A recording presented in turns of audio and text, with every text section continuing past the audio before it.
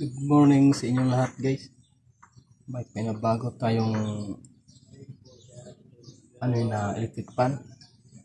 Nito guys, wala siyang kapasitor. Nangyari nito ay binilang ko ng kapasitor bago. Ayun.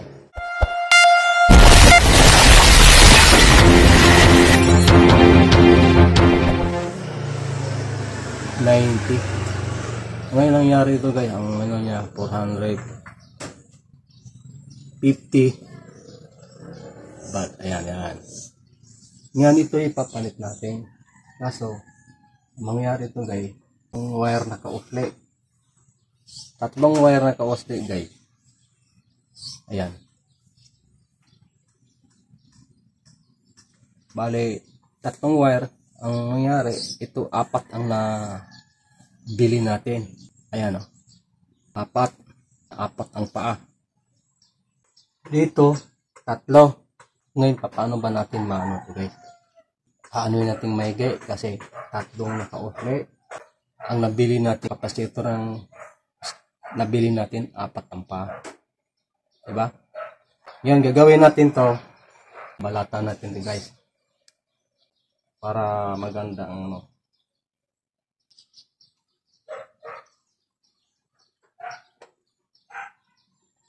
Ito, ang ginawa ito live na to guys. Ayan. Habahan na natin ng para hindi ka mahirapan.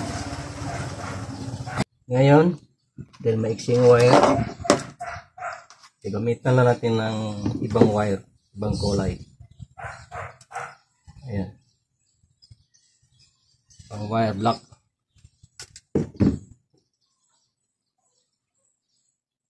Dito natin dikit sa guys.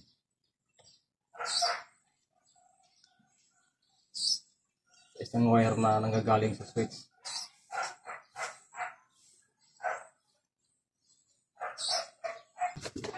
Tapos, dahil maiksi ito, yan. Puro natin ito yung camera. Yan, maiksi ito guys. Gawin natin, papalitan ng ibang wiring. Kulay green. Yan, babalatan na natin para mababa natin pag... Ayan.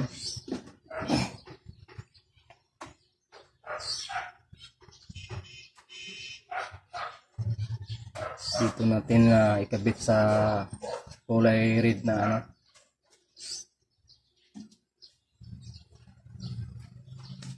Saan ba yung electrical tip natin?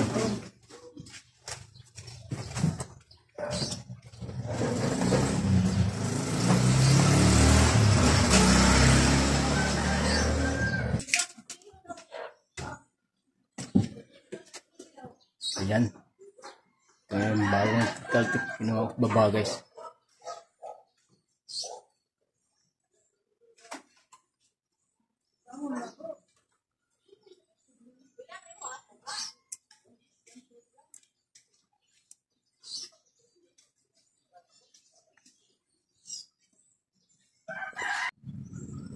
Yan guys, nakabit na natin yung wire natin at nalagyan na natin ng electrical tape at saka yung yung papuntang switch. Ngayon, gagawin po natin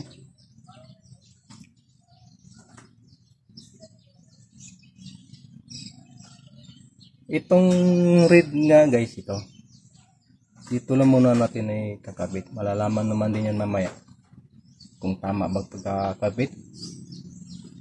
Malalaman niyo mamaya kung tama kakabit kayo, mapagkabit guys. Uusok lang yan guys. Ngayon ang bago nating kapasitor na mo guys, apat na paa. Ayan nakikita nyo yan. Yan, apat. Unang gagawin natin, pipilit natin muna ito guys ang wire na nilagay natin.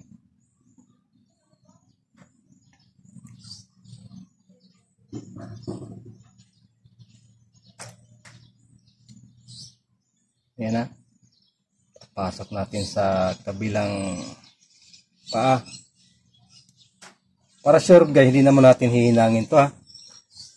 Kasi ainin pa natin sa tester bago natin isaksak sa outlet.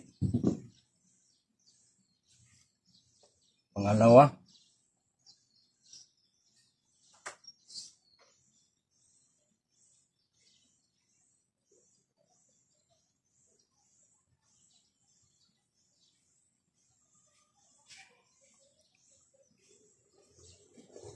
Temporary lang itong ano.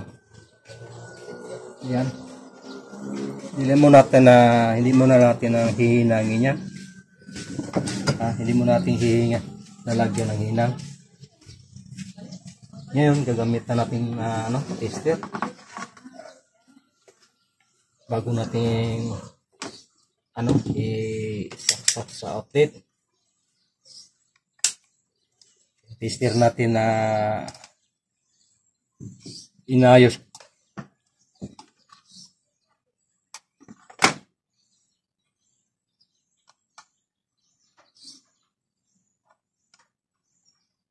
Ayan guys. Inanon mo natin kung sure talaga kung yung inayos natin tester kung nagbabago ba o hindi. Ayan. Ibitawan ko. Papalo na yung kumpas niya. Ngayon gagawin natin. Kukunin natin yung plug. Ayan. Para malaman natin kung sureball ang pagkakabit natin na kapasitor na 4 ang pa. Ngayon guys, yan nakasaksak na yan. Nakasaksak. Sorry. Nakakabit na natin yung ng resistor. Malalaman po natin yan. I-set natin kung gagana ba yung kumpas ang ating tester. Tanggal pang wire ng natin tester. Kasi tester natin guys, wala. Tiyaga lang ko rito guys. Walang pambili. At least na gawan ko parang paraan. Ayan. Isit natin.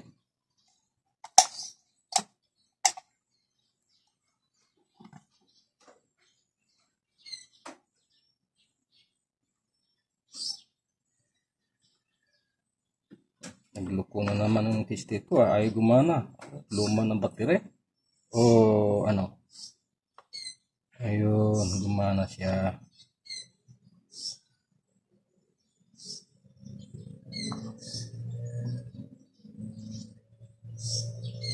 Ayan. Ngayon. Okay guys. Kasi nakalagay na yung switch sa number 2 yan. Ayan, gumana yung kumpas natin guys. Ayan guys. Ayan. Ayan. Ngayon guys. Ayan, hawakan natin para makikita nyo. Lilipat natin sa ibang sa number. Ito. Off na yan guys. Okay? 3. Ayan. Off. 1, 2, 3. Ito off. Okay. Ngayon gagawin natin guys. Gagawin natin para malalaman natin na ngayon ilagay mo natin sa number 1. Kahit na ayan. Saan ba yung natin? Outlet. Saksak natin yung sa outlet. Ayan. Ayan, nakasaksak na gaya. Kasi ito sa to guys. Sa soldering. Panghinang natin sa tingga. Ayan. Ngayon, ito charger naman ka-charge yung isang cellphone ko guys. Ngayon, naka-off yan Malalaman din natin yan kung tama ba pagkakabit natin na hindi tayo nagkakamali.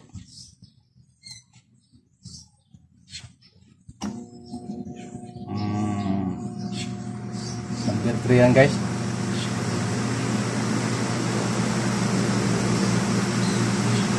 Yan, number 1. Tama po. Ito pilit na ka number 2 guys.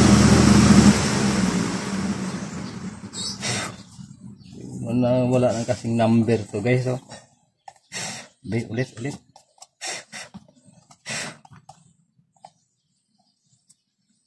Yan. Number 1. Tama. Yan ang number 1.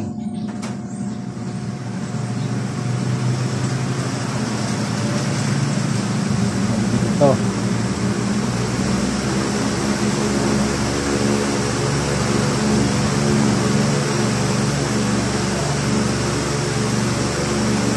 Dapat mo natin kung talagang tama pagkakabit natin.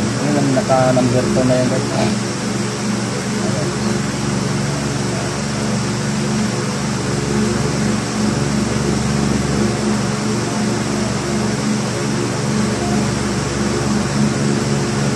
Number 3.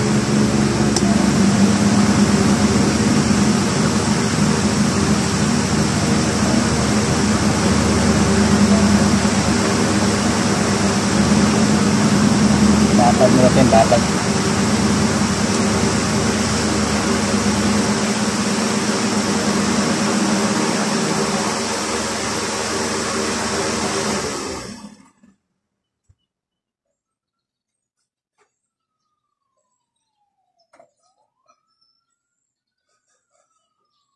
Hindi siya ano yung kanyang motor guys. Ayan. Normal lang ang init niya. Okay na yan. Ayan.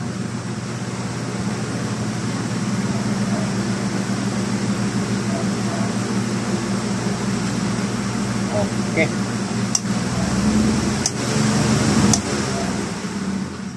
Guys. Ayan. Okay na yung pagkakabit natin ng kapasitor. Kaya guys, hanggang dito lang ang pagbablog ko. Pagsubaybay sa inyong sa mga vlog ko. Maraming salamat sa inyong pagsubaybay sa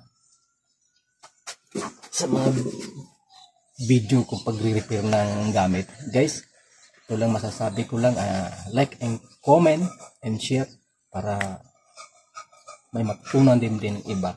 Maraming salamat sa mga nag-share sa bawat vlog ko, sa mga video ko. Hey guys, bye bye, thank you for watching.